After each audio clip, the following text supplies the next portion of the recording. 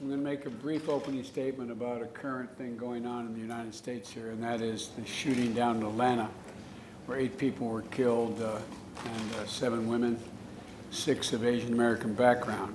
And I was just on the telephone briefed by the Attorney General of the United States and the Director of the FBI, and the investigation is ongoing, and the question of motivation is still to be determined.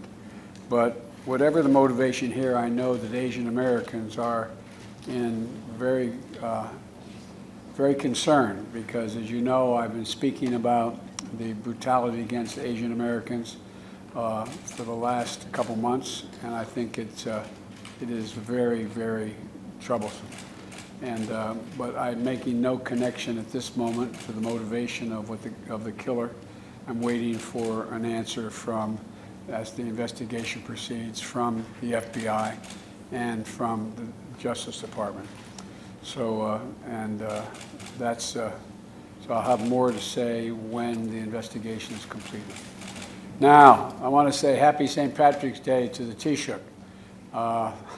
It's good to have you on television, but next year in Washington, for years, as you know, Taoiseach, we celebrated this St. Patrick's Day. I always put on a breakfast at my home, and as the Vice President's residence with leading Irish Americans, your ambassador, our ambassador, as well as some of the prelates who were involved with us, and it was always a good time. Then we'd go into this very office. You'd sit in the chair over here, the Taoiseach would sit there, and I'd sit where my national security advisor is sitting, and we'd have a long discussion with the president, and then we'd go up to the United States Capitol, where the Speaker of the House, starting with Tip O'Neill, would put on an event as well, and then I always snuck over the Irish Embassy later. I hope we can do that next year. I hope we can do that next year. And in the meantime, I want to thank you for the Shamrock Bowl. I don't know whether you can see it here, but it's a great tradition, a custom that goes all the way back to Harry Truman, who have a bust of Harry Truman over in that corner. I noticed he didn't move to grab any of the shamrocks. And tonight, Taoiseach, I hope you'll be able to see it at least remotely. We're going to light up the White House in green. To celebrate the deep affection that we Americans have, particularly Irish Americans have, for Ireland and the people of Ireland. And it includes millions of Americans like my great-great-grandfather and my great-grandfather and my grandfather, all of whom were Irish Americans on both sides of the family. My grandfather, Ambrose Finnegan, who was a great football player, American football, and a newspaper man back at the turn of the 20th century, used to always say when he was much older and I'd walk out of his home, he'd say, "Joey, remember, the best drop of blood in you is Irish." I remembered it, I promise you. And because if I didn't, my grandmother, Geraldine Blewett Finnegan, would take me down. And we have a lot of great memories as well in our family, because one of your predecessors I went over. I've been to Ireland many times, but the first time I went to actually go back and look at my roots and meet my family was back when the last year I was Vice President of the United States, and we went both to Mayo, where the Blewetts are from, and Ballina, the city, and we went to County Louth, where the Finnegans are from. And it was a great opportunity for me to show my grandchildren and children and my brother and sister. I joked at the time, but after I left, I wondered why the hell we left in the first place. It's beautiful. It's beautiful. And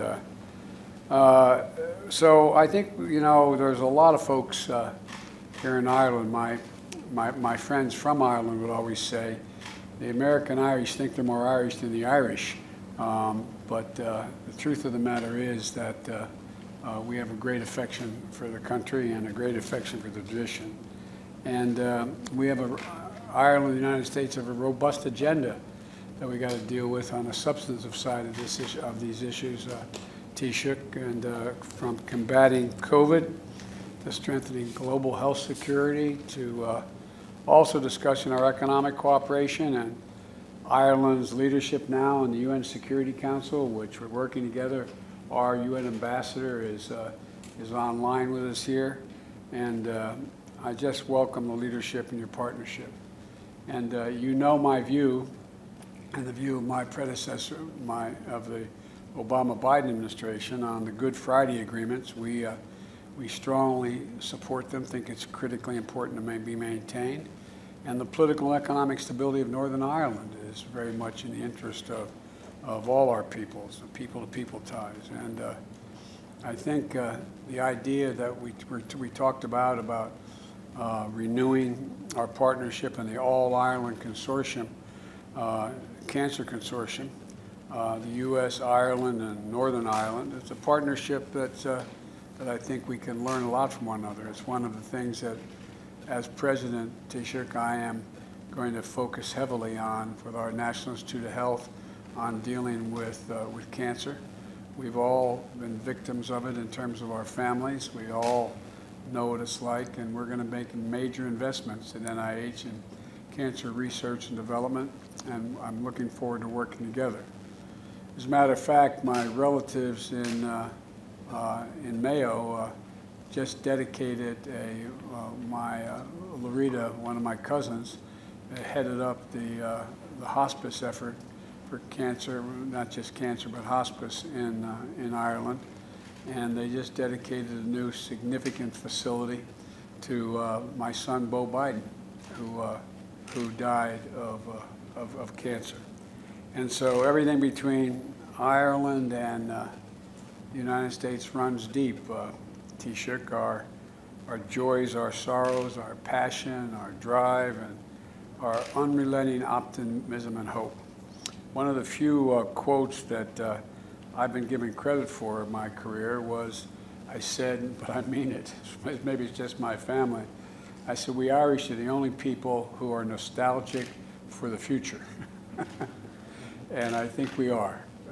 It's a great opportunity for you and I to get to talk a little bit. So I'm looking forward to our conversation, and I'm looking forward to getting deeper into discussion about some of the things that are of great mutual interest to both of us. But as we used to say in the United States Senator, Taoiseach, I yield the floor to you.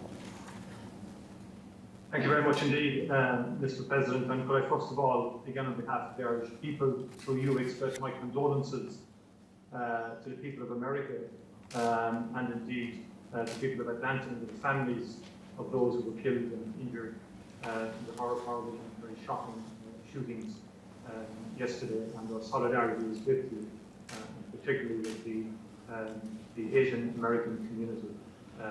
We stand together against such mindless acts of violence. And I know, Mr. President, that St. Patrick's Day is very special to you as a proud son of Ireland. Equally, I have to tell you, the people of Ireland are so proud of your election as President of the United States of America.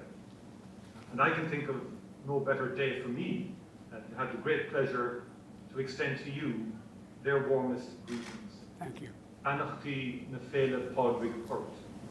Happy St. Patrick's Day. Now, as you said, it feels strange to have to celebrate apart. As you know well, Irish people love to come together to celebrate our heritage and culture with song, with dance, with parades, with poetry, and with pride. And this year, because of the pandemic, it just simply isn't possible. And here in Ireland, people are marking the occasion in their homes, but they will be thinking especially of their loved ones around the world and sending them best thoughts and wishes. And they will do so in the hope that next year will be better, as I and you believe it will. It will. With each person vaccinated, we move closer to the day when people can meet each other, hug each other, and celebrate again. And I greatly look forward to you being able to visit Ireland as you have done so many times, and as you said so memorably before, I also hope it will not be long before I can visit the United States again. For now, the bowl of shamrock in front of you is a symbol of the undying friendship between our two countries, a symbol of the good times we have shared and the challenges we have endured, always at each other's side. The green shoots point to the brighter future that I know lies ahead. Building that better future will of course be part of what we discuss today. The policies of our two governments are very closely aligned on the big challenges the world faces. And I look forward to exploring how we can defeat the COVID-19 virus, working together urgently to increase the supply of vaccine for our own people and for people around the world.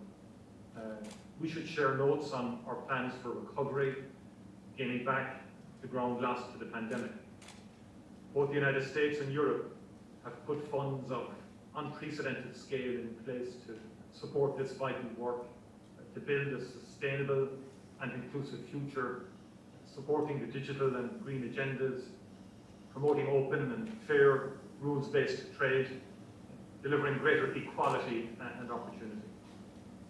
Mr. President, the world has rightly taken great heart from the steps you have already taken to bring the US back to centre stage on global health, on climate, and on human rights.